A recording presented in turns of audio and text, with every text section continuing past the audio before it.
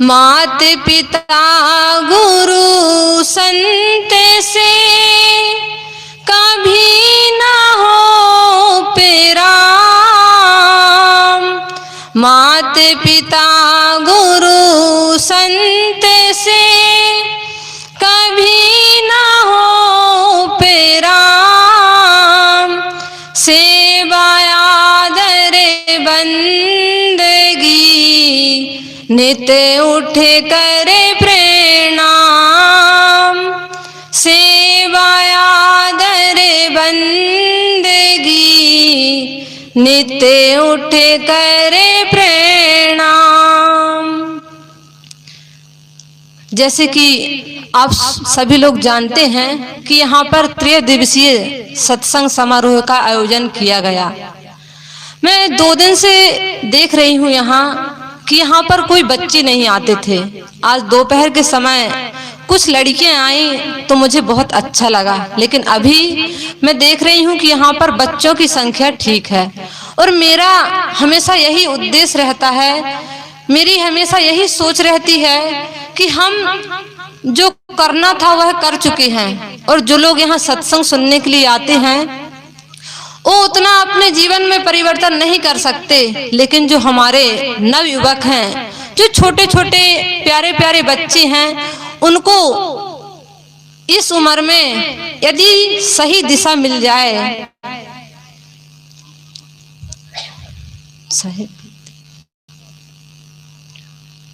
यदि उनको सही दिशा मिल जाए, एक मार्गदर्शन मिल जाए, तो उन बच्चों का जीवन इतना सुंदर बन सकता है कि हम कुछ कह नहीं सकते।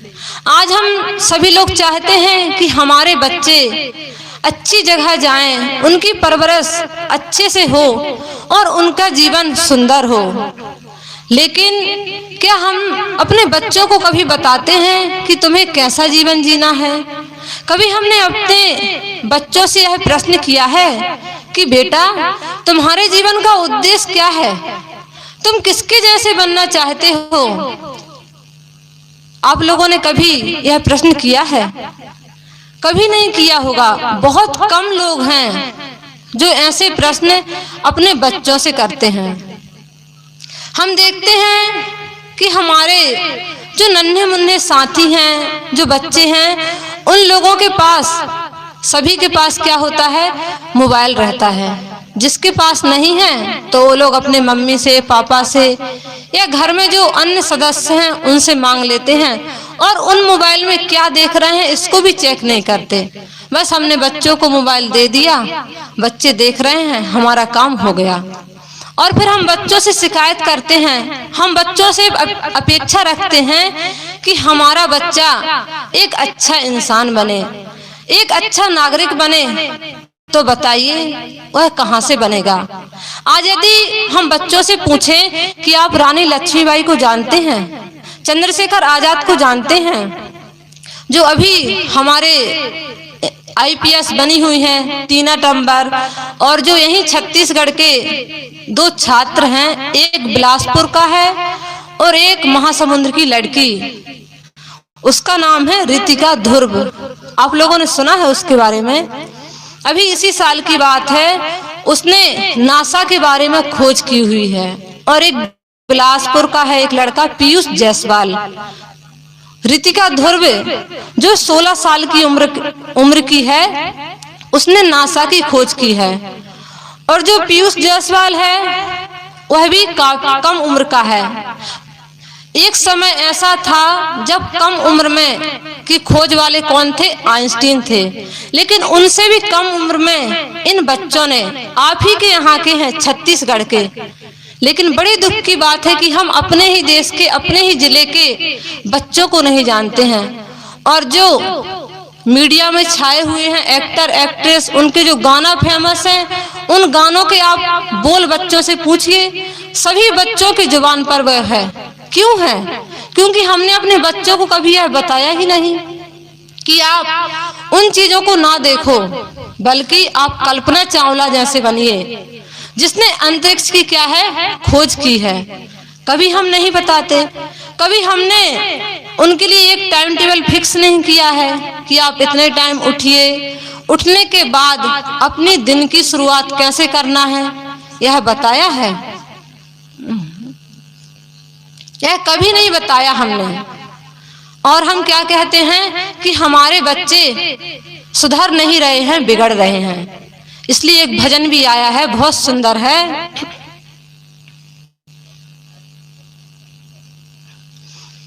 कैसे हम बन जाए गुल बन कर मुस्काए, चारों ओर चमन से निकले, चारों ओर चमन से निकले, जब जहरीली हवाएं, कैसे हम बन जाए गुल बन कर मुस्काए। आज बच्चे सुबह उठना चाहते हैं, उनकी 5 बजे नींद भी खुलती है, लेकिन हमारे जो गार्जियंस हैं, जो पेरेंट्स हैं, वह क्या कहते हैं, बेटा बाहर ठंडी है, सो जाओ सो जाओ। वह ऐसा क्यों कहते हैं कि यदि बच्चा उठ जाएगा तो अभी हमको परेशान करेगा, हमको वह घर के काम नहीं करने देगा और फिर हम उन कार्यों को नहीं कर पाएंगे। तो यदि बच्चा सुबह उठता है तो उसे उठने दीजिए, उसको बताइए कि आप उठकर अपनी दैनिक क्रियाओं से निवृत्त होकर मेडिटेशन कीजिए, ध्यान करिए। पहले का समय था जब माता पिता अपने बच्चों को कहाँ भेजते थे? गुरुकुल भेजते थे। आज अपने माता पिता गुरुकुल तो नहीं भेज रहे हैं, कहाँ भेजते हैं? हॉस्टल में। और वह भी कौन से हॉस्टल में? Christian hostel, English medium school, जहां पर बच्चों को अपने संस्कार, अपनी सभ्यता से दूर कर रहे हैं। और वह जो क्रिश्चियन लोग हैं, वह लोग अपनी प्रेयर सिखा रहे हैं, जो प्रार्थना उनके संप्रदाय में, उनके पंथ में होती है, उसको बता रहे हैं। हमारी हिंदू सभ्यता कहाँ जा रही है? हमारे हिंदू सभ्यता में सिखाया जाता था कि प्रातः काल उठकर रघुनाथा, तो क्या मात पिता सिर, मात पिता गुरु नावह माता। तो पहले जब हम छोटे थे तो हमारे मम्मी पापा जी हमें सिखाए थे कि जब भी आप स्कूल जाएं तो नमस्ते करके अपने घर से जाएं, और जब आते हैं तब भी नमस्ते करें। अभी हमारा निवास जिस घर में है, उस घर के बच्चों को मैंने कल देखा कि वह लोग जब स्कूल जा रहे थे तो अपने घर के जो सदस्य हैं, मम्मी पापा दादी दादा, सभी को साहेब बंदी कर रहे थे। क्यों? क्योंकि उनके यहाँ साहेब बंदी का प्रचलन है। और हमारे यहाँ तो पहले हम लोग कबीरपंथी नहीं थे, जानते भी नहीं थे, तो हमारे यहाँ नमस्ते चलता था, तो हम नमस्ते करते थे। तो यह किसने बताया था? हमारे माता पिता ने। और हम अपने बच्चों को ये सब शिक्षा नहीं दे रहे हैं। उनको यह नहीं बताते हैं कि सुबह उठकर आपको ध्यान करना है, उसके बाद आपको जो होमवर्क स्कूल से मिला हुआ है उसको करिए, फिर आधा घंटा आपको खेलना है। ये नहीं कि सुबह से उठे, कैसे भी ब्रश किए, मुंह धुले, आंख का कीचड़ भी साफ नहीं हुआ, कपड़े भी साफ नहीं हैं, और बाहर खेलने चले गए। समय हुआ तो जल्दी से नहाए धोए, फिर तैयार हो गए, अपने दोस्त के घर में आधा घंटा बैठे हैं। उनको सबसे पहले टाइम मैनेजमेंट सिखाइए। आज बड़ा दुख होता है कि हमारी जो जनरेशन है वह अपना अधिकतम समय कहाँ लगा रही है? मोबाइल में। क्यों लगा रही है? क्योंकि हमने उनको टाइम मैनेजमेंट सिखाया ही नहीं। और जिस किसी के लाइफ में टाइम मैनेजमेंट नहीं है, वह कभी भी किसी भी दिशा में सफलता को प्राप्त नहीं कर सकता। आज आप देखिए, किसी को भी आप देख सकते हैं जो अपनी लाइफ में सक्सेस हुए हैं, उन्होंने अपने टाइम को मैनेज करना सीखा है। वह सभी लोग टाइम के बड़े पंक्चुअल थे, और इसी के कारण आज वह देश में कुछ कर सके हैं। आज अपना नाम वह अखबार में छपवा सके हैं, लोग उनके बारे में जानने के लिए जागरूक हैं। इसलिए किसी ने कहा भी है, देखो भूल न जाना, देखो भूल न जाना, झूठे हास विलास में, काम ऐसा कर जाओ नाम रहे इतिहास में। तो आज हम सभी को सभी सुख सुविधाएं मिली हुई हैं, इन सुख सुविधाओं को पाने के बाद हमें जो काम करना है वह है सभी को कर लेना चाहिए।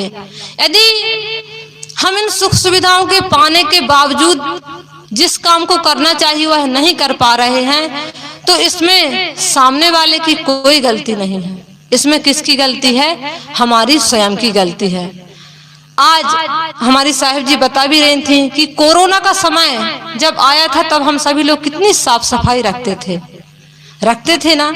आज फिर वही समय आ गया है। हम लोग ट्रेन में सफर करते हैं, बस में सफर करते हैं तो देखते हैं कोई भी व्यक्ति न सैनिटाइजर यूज कर रहा है, न हैंड वॉश यूज करता है। जैसे भी हाथ हैं उन हाथों को धुलता भी नहीं है। आलू बंडा, समोसा, चना, फल्ली जो खाना है खाने लगता है और उसी गंदगी को वहीं पर छोड़ देता है। और फिर हम अभी दिसंबर के लास्ट में हम लोग फिर सुने थे कि कोरोना फिर से आ रहा है, फिर से लोगों का मास्क निकल गए, लेकिन जो साफ सफाई है वह फिर बंद ही है। तो ये छोटी छोटी सी बातों को हमें स्वयं बच्चों को बताना होगा और जैसा हम अपने बच्चों को बनाना चाहते हैं उनका आइडियल कैसा है इस पर हमको ध्यान देना होगा। यदि हम इन छोटी छोटी सी बातों को ध्यान देंगे तो हमारे बच्चे का भविष्य बहुत सुंदर बन जाएगा। हम बच्चों को ही शिकायत कभी ना करें बल्कि हम स्वयं अपने अंदर देखें कि हम कैसा जीवन जी रहे हैं, क्योंकि जो बच्चे हैं वह थ्योरी से नहीं सुधरते और ना ही थ्योरी को मानते हैं। वह क्या करते हैं? प्रैक्टिकली जो हम अपने जीवन में कर रहे हैं उसी से देखकर सीखते हैं। एक सच्ची घटना आप लोग को बता दूं। एक बार एक लेडीज बस में सफर कर रही थी तो इसका एक छोटा सा बच्चा था, वह भी पास ही में बैठा हुआ था। वह लेडीज क्या करती है, अपने बैग से एक पुस्तक निकालती है और उसको पढ़ने लगती है। तभी उसके पास एक छोटा सा जो बच्चा बैठा हुआ था वह भी पुस्तक को निकालता है और पढ़ने लगता है। तो एक अंकल जो सामने की सीट पर बैठे हुए थे वह कहते हैं कि अरे बहन जी आप ये क्या कर रही हैं? तो वह जो आंटी थी उन्होंने कहा कि क्या हो गया अंकल, आप ऐसा क्यों बोल रहे हैं? तो उन्होंने कहा कि मैं ये क्या देख रहा हूँ कि आपका इतना छोटा सा बच्चा पुस्तक पढ़ रहा है। तो वह जो आंटी थी उन्होंने बोला कि अंकल बात ऐसी है कि हम जो अपने बच्चों को बनाना चाहते हैं हमें पहले वैसा स्वयं करना पड़ता है। यदि मैं स्वयं मोबाइल चलाती तो मेरा बच्चा भी मोबाइल देखने की जिद करता, मुझसे मोबाइल मांगता। तो हम कहते हैं कि हमारे बच्चे बिना मोबाइल के खाना नहीं खाते, बिना मोबाइल देखे सोते नहीं हैं, बिना मोबाइल के पढ़ाई नहीं करते। वह क्यों नहीं करते? क्योंकि छोटे से हमने उनके अंदर यही संस्कार डाले हैं। वह यदि रोने लगे तो उनको मोबाइल दे दिया, मोबाइल में गाना सुनने के लिए उसके पास में रख दिया। आप लोग गूगल व कौटिल्य को जानते होंगे, अब तो वह बहुत बड़ा हो गया है, 11वीं 12वीं में आ गया होगा। जब वह छोटा था, जब पेट में था तो उसकी जो माँ है वह कभी मोबाइल नहीं चलाई, हमेशा रामायण का, भागवत का, इन सभी का पाठ करती थी। और जब वह गर्भ से बाहर आ जाता है तो उनके घर में जितने भी मेंबर थे किसी ने उसके सामने न टीवी चलाई न मोबाइल चलाया। और जब वह बड़ा हो जाता है तो उसको गूगल बॉय के नाम से जानते हैं आप लोग, मोबाइल में सर्च करिएगा तो उससे पूछा गया कि सभी बच्चे तो मोबाइल चलाते हैं, खेलते हैं, टीवी देखते हैं, लेकिन आप ये सब नहीं करते हैं क्या? आपके मन में कभी यह नहीं होता कि मैं खेल लूं, मोबाइल चला लूं?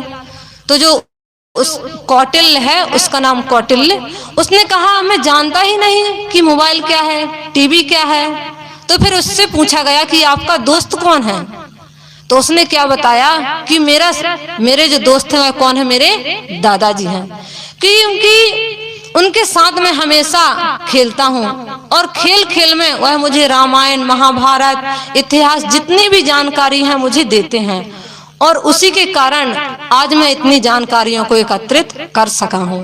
तो ऐसे ही हम अपने बच्चों के सामने जितना हो सके अच्छी बातें रखें, उनके सामने देश विदेश, रामायण, महाभारत, इतिहास, इनकी बातों को रखेंगे तो हमारे बच्चे उनको कैच करेंगे, उन बातों को याद रखेंगे। और हम देश और यदि हम समाज की बुराइयां हैं, लोगों की बुराइयां हैं, इसकी उसकी कमियां बताएंगे तो हमारे बच्चे भी उसी चीज को सीखेंगे।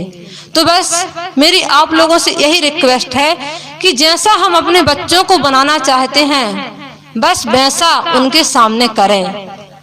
और यदि हम ऐसा कर रहे हैं तो वह दिन दूर नहीं कि हमारा बच्चा हमारे गांव का, हमारे परिवार का, हमारे समाज का, हमारे देश का नाम रोशन करेगा।